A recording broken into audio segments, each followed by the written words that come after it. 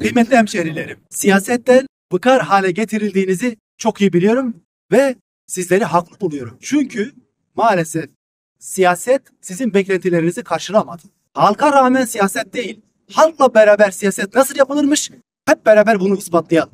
3,5 yıllık il başkanlığı döneminde yapılan saha ziyaretlerinde sizin taleplerinize göre projeler oluşturuldu. Ve öyle projeler hazırladık ki Cumhuriyet tarihinde ilk ve tek olan bazı projeleri göreceksiniz. Kendinizle gurur duyabilirsiniz. 3 Şubat Cumartesi günü akşam saat 20.30'da Urfa City AVM'nin konferans salonunda proje tanıtım programına hepiniz davetlisiniz. Kanal Urfa, Güneydoğu TV, Edessa TV, BFC Türk ve Rehber TV'de aynı anda canlı yayında olacaktır. Gelin hep beraber Urfalılar olarak nasıl ve neyi başaracağımızı görelim.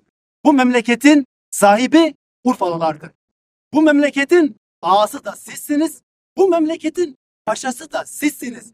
Ve bu memleketin başkanı da sizler olacaksınız. Yani sizden birileri olacak. Gelin siyaseti yeniden dizayn edelim. Sandığa giderken projesi olmayan adaylara oy vermeyelim.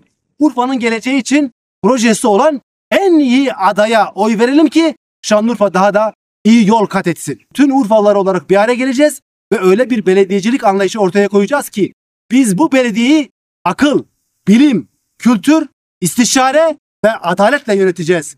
Ve bu işaretle Urfalılar bütün belediyecilik anlayışına artık yeter diyecek. Ve bütün siyasetçilere artık yeter diyeceksiniz. Ve bu işaret aynı zamanda Urfalıların siyasete bir sillesi olacaktır.